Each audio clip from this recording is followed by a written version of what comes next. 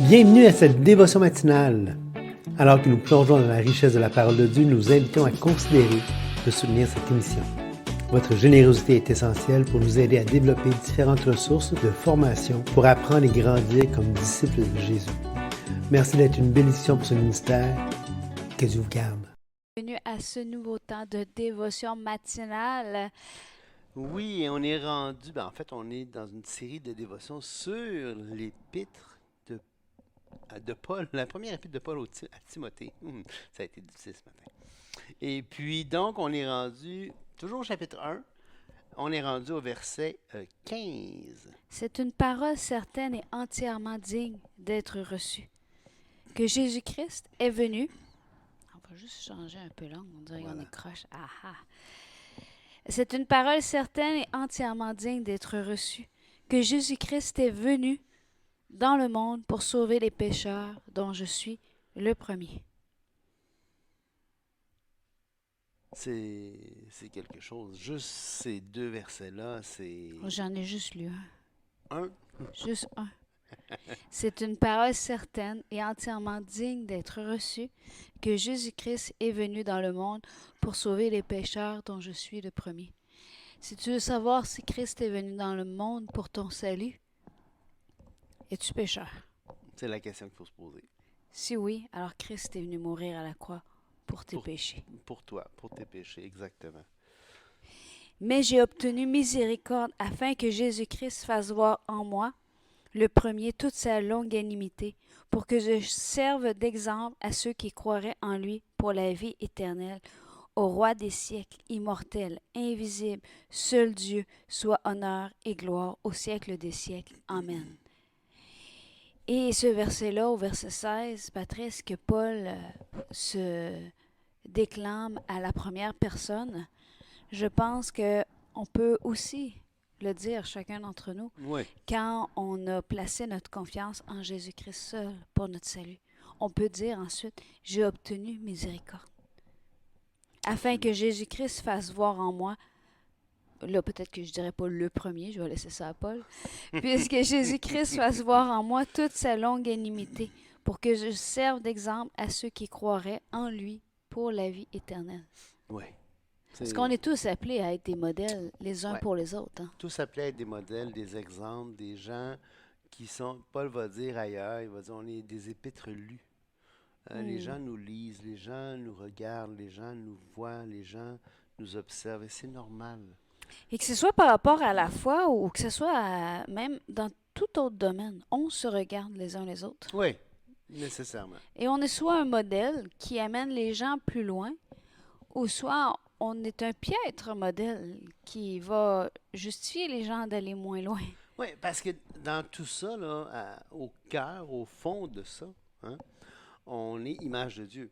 Ça veut dire que quand les gens nous regardent, quand je regarde les photos, je sais pas moi, de Julie qu'on a pris dans le passé, ou de mes parents, de mes frères, de mes soeurs, de mes amis, quand je regarde les photos du passé, je regarde une image de l'autre, finalement. Des gens que j'observe par l'image. Mais c'est la même chose pour Dieu, on est image de Dieu. Les gens nous voient et observent Dieu par nous. Et l'image qu'ils vont avoir de Dieu, c'est nous. C'est... Ça peut être déprimant ou ça peut être encourageant, dépendamment. Quand on se regarde, on se désole. Quand on se compare, on se console, parfois. Mais c'est quand même ça. Et Paul dit ici, il dit, je suis modèle. Ailleurs, il va dire, soyez mes imitateurs comme je le suis moi-même de Jésus-Christ. On doit être des modèles, on doit permettre aux gens de voir Christ. Et ça me rappelle le passage qu'on a vu dans Galates, quand il disait que vous avez vu Christ comme pain. C'est comme si cette image-là, toujours qui revient, que de ne pas oublier que même si, comme je viens de dire, on peut servir de modèle dans différents modèles positifs ou négatifs dans différents domaines, tu dis que Paul disait soyez mes imitateurs comme je le suis de Christ. Je pense que nous, Antoine, croyants, on doit avoir comme imitateur, on doit se trouver des modèles à suivre pour Ouais. imiter dans les domaines que les gens sont plus forts. Ouais. Et on doit être capable de discerner les forces pour pouvoir justement s'amener nous-mêmes à aller plus loin. Mais par-dessus tous ces modèles, ce n'est pas pour élever l'homme, c'est pour glorifier Christ. Ouais, absolument. Et d'ailleurs, il continue en disant, au roi des siècles, immortel, invisible, seul Dieu, soit honneur et gloire au siècle des siècles. C'est intéressant, l'idée qui n'est pas visible ici, alors qu'ils viennent de dire qu'il a lui-même manifesté Christ. Oui, exactement. Et c'est là la beauté de l'image. Hein? On rend visible, on rend visible l'invisible. De la même manière que Dieu, par la création, se rend visible, Dieu, par nous aussi, se rend visible. D'ailleurs, on a ce témoignage-là de Jean qui rend témoignage de Christ en disant, « C'est celui dont j'ai dit, celui qui vient après moi m'a précédé car il était avant moi. » Et nous avons tous reçu de sa plénitude et grâce sur grâce, car la loi a été donnée par Moïse, la grâce et la vérité sont venues par Jésus-Christ. Personne n'a jamais vu Dieu, Dieu le Fils unique qui est dans le sein du Père est celui qui l'a fait connaître. Donc, il est vraiment en train de dire ici que Christ est l'image de ce Dieu invisible. Voyez l'image. Mais et- il est la manifestation peut-être de... Je sais pas si manifestation, c'est le meilleur terme non plus, là.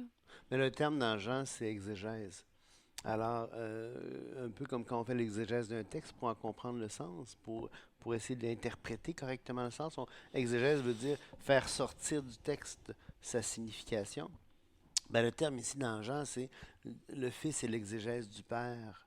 Donc, La démonstration extérieure. la démonstration, il interprète le Père aux hommes. Il nous montre qui est le Père. Et c'est pour ça que quelqu'un a dit que toutes les grandes hérésies étaient christologiques. Ça veut dire toutes les grandes hérésies atteignent la personne de Christ, frappent la personne même de Christ. Pourquoi? Parce que Christ révèle le Père. Et si tu ne comprends pas qui est le Fils, tu ne peux pas comprendre qui est le Père. Et si tu as une image distordue du Père, c'est parce que tu n'as rien connu de Christ. Jésus-Christ va dire à Philippe, Philippe va dire, montre-nous le Père et ça suffit. Et Christ va dire à Philippe, il dit, depuis tout ce temps que je suis avec toi, Philippe, tu ne m'as pas connu, tu ne m'as pas vu. Donc, Christ manifestait et l'image bien particulière, bien unique du Père. C'est une image qui est vivide parce que contrairement à nous, où l'image elle a été salie, souillée à cause du péché, à cause de nos vulgaires chicanes, à cause de tout ce qui nous entoure. Christ, lui, n'était pas touché par le péché. Il était sans péché et donc il montrait le Père de manière limpide. Alors, quand vous voyez le Fils agir, vous voyez le Père agir. D'ailleurs, il va dire lui-même, il dit, je fais ce que le Père fait.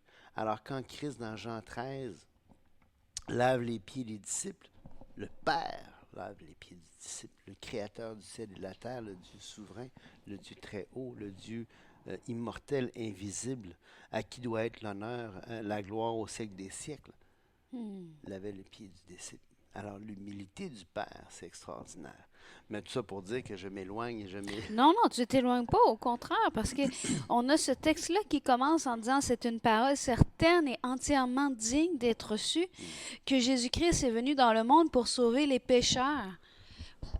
Il n'y a pas de, comment je peux dire ça, il n'y a pas de plus simple explication de l'Évangile. Mm.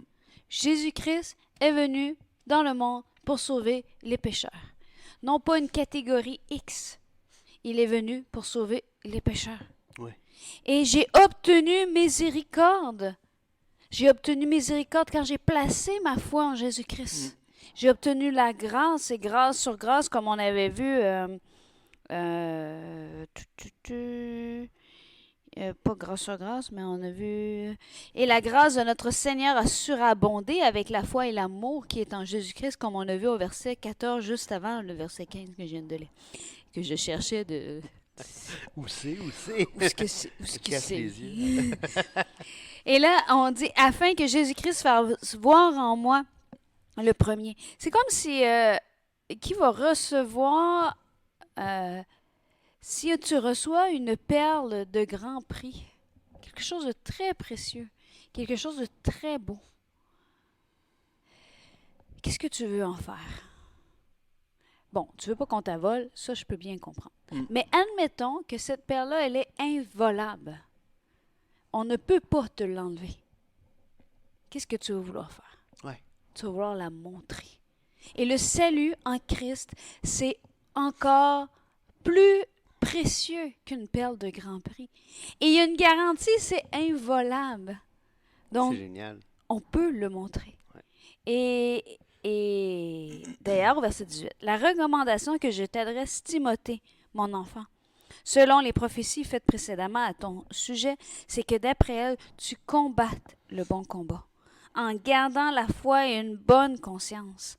Cette conscience, quelques-uns l'ont perdue et l'ont fait naufrage à la foi. De ce nombre sont Hyménée et Alexandre, que j'ai livrés à Satan, afin qu'ils apprennent à ne pas blasphémer.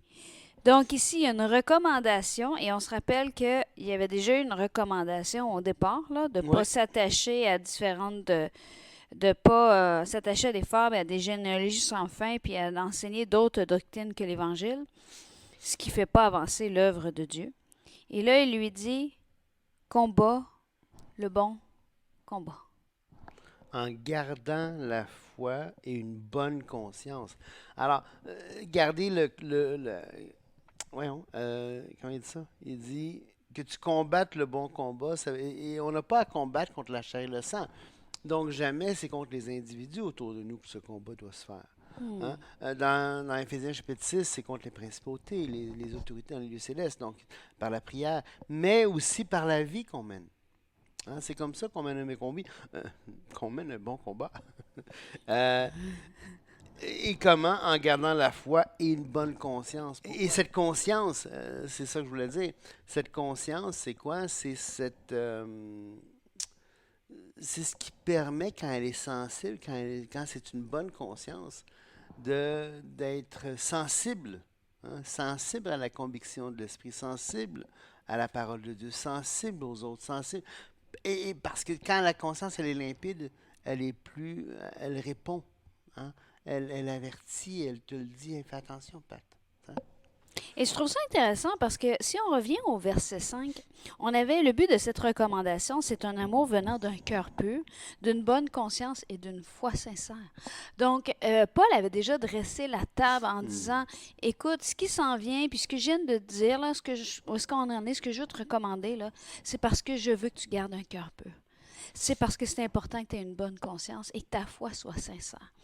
Et c'est important de réaliser qu'un peu plus tard, après qu'il ait parlé de la beauté de l'Évangile, il arrive en disant, c'est que d'après elle, tu combattes le bon combat en gardant la foi et une bonne conscience. Et on a cette idée-là où est-ce que, malgré que le salut est indépendant de ma capacité à faire le bien, est indépendant de ma capacité à mériter la faveur de Dieu, une fois sauvé par la foi, j'ai une responsabilité qui devient mon combat de garder une bonne conscience et de garder la foi. De garder la foi, je vois ça comme un peu, laisse pas personne défigurer l'origine de ton salut. Ouais. Laisse pas aucune vision du monde défigurer ce que Christ a fait pour toi. Laisse pas personne défigurer ton premier amour. Exact. Parce que c'est cette foi-là qui change tout. Non pas cette foi, mais l'objet de notre foi. Donc, quand ça dit, là, ils ont fait naufrage par rapport à la foi, c'est qu'ils sont arrivés à un point où est-ce qu'ils ont perdu de vue que la foi, c'était quoi? C'est simplement dire, oui, je crois, Seigneur Jésus. Et c'est intéressant parce que cette conscience, quelques-uns l'ont perdue. C'est comme si, et le mot conscience ici, si je ne me trompe pas, je vais juste aller vérifier pour ne pas dire n'importe quoi, je pense que c'est, oui c'est ça, c'est une ED6. C'est une perception, une conscience morale, c'est comme une boussole morale. Et l'image ici que Paul fait, c'est un capitaine, hein, qui est sur son navire, et c'est comme s'il perd le nord. Hein? Quand tu perds la conscience, tu perds le nord. C'est comme si tu perds ta boussole. Ta boussole, elle est complètement désaxée et là, tu fais naufrage. Parce que tu es désorienté moralement. Et quand ça dit, et là, on peut être un peu inquiet parce que ça dit de ce nombre, j'ai livré à Satan afin qu'il n'apprenne à ne pas blasphémer. Puis là, on se dit, hey, c'est quoi ce genre de jugement qui a été posé ici? Bien, il faut avoir conscience ici que Paul a probablement encouragé, il a probablement corrigé, Ouais. il a probablement essayé de redresser, Ouais. il a probablement enseigné, il a probablement fait tout ce qui était en son pouvoir. Puis à un moment donné, il a dit, ben garde, c'est là que tu choisis d'être. Je te confie à l'endroit où toi, tu as choisi de te confier. Et Satan ici est vu dans ça, j'ai livré à Satan afin, et il y avait un but. C'était pas la destruction.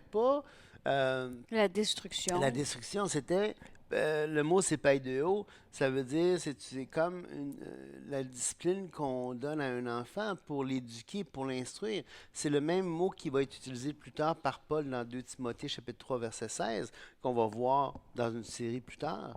Où est-ce que la parole de toute écriture est inspirée de Dieu est utile pour enseigner, pour convaincre, pour instruire dans la justice. Le mot instruire dans 3.16, c'est paideo. Et l'idée, c'est que si tu n'es pas capable d'être instruit par la parole de Dieu, Paul a décidé qu'il allait avoir un enseignant beaucoup plus dur. En fait, vous savez, quand on a fait notre dévotion sur les proverbes, une des choses qu'on voit dans le livre des proverbes à maintes reprises, c'est qu'il y a 2 chemins dans la marche. Même une fois, là, dans le livre de proverbes, on ne parle pas d'une fois sauvée, mais ce que je veux dire, c'est par continuité de la vie, une fois sauvé, il y a toujours ces 2 voies. Ouais. Et quand tu choisis la voie de suivre ce que Dieu demande, tu protèges ta conscience, tu gardes une bonne conscience. Est-ce que c'est ton chemin parfait? Non, tu te plantes, tu te relèves, tu confesses, tu te repens et tu continues à marcher. Mais quand tu es dans cette voie-là, bien, quand tu vas te planter, tu vas avoir une correction, tu vas te relever, puis le Seigneur va t'accompagner à marcher. Mais si tu décides de prendre la tangente et consciemment, tu décides de dire, ben non, c'est pas si grave que ça. Bien, ce que tu fais, c'est que tu commences à cautériser ta conscience. Tu commences à t'habituer à ce comportement-là qui déplaît, ou à cette façon d'être qui déplaît à Dieu. Ouais. Et là, Dieu te corrige. Puis à un moment donné, il dit, OK, si c'est là que tu veux aller, continue. Et quand on lit le livre des Proverbes, ce que je voulais en dire, c'est que ce chemin-là, il mène à la destruction. Il mène à la mort, il mène à des conséquences. Il y a toujours des conséquences à ne pas prendre soin de respecter. Il mène à la mort, on le voit, il s'est par y mener. Ouf, c'était fort. Donc, et là, il va avoir des répercussions. Je vais prendre un exemple. Un exemple extrême. Ok, on va prendre une personne qui décide de se mettre, je sais pas moi, à consommer des drogues dures. Ok. Puis là, on dit, hey, écoute, c'est pas bon pour toi, tu devrais pas, tu vas voir. Puis là, la personne dit, non, c'est pas grave, c'est pas grave. Ben, le chemin de la consommation, elle a une issue. Ouais. Et cette issue-là n'est jamais positive. Et pendant le chemin, OK, il va y avoir des petites répercussions. C'est-à-dire, il va commencer à être malade. Certains vont dire, vont voir à ça, ils vont apprendre. Ils vont changer de direction, vont se sevrer. Il y a des personnes qui vont aller de plus en plus. Là, ils vont se mettre à voler parce qu'ils manquent d'argent. Ils vont se ramasser, exemple, en prison. Là, je fais un gros portrait. On va y aller pour que ça soit clair. Là. Ils vont se ramasser en prison. Ils vont être relâchés. Là, il y en a certains qui vont dire, OK, avec cette expérience-là, ils vont avoir appris. Ils vont revenir. Ouais. Certains, ça ne sera pas suffisant. Quand ils vont sortir de prison, ils vont continuer. Là, ils vont tellement avoir consommé, ils n'ont plus le contrôle de leur capacité de réflexion.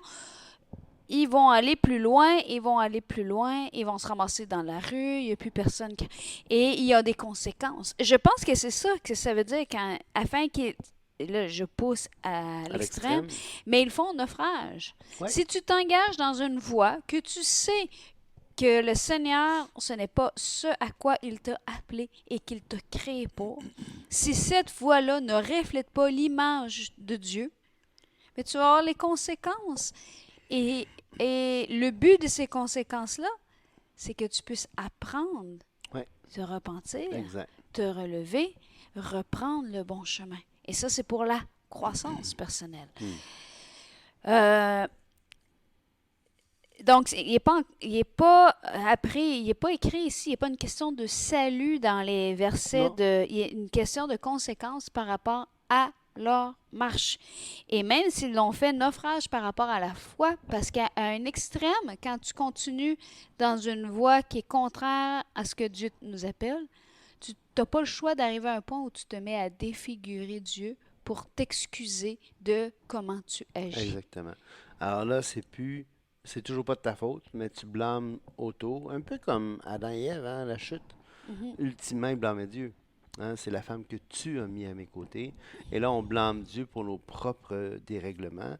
Et ultimement, c'est toujours le bouc émissaire parfait, Dieu. C'est pour ça que Christ s'est incarné pour prendre la pénalité de nos péchés à notre place.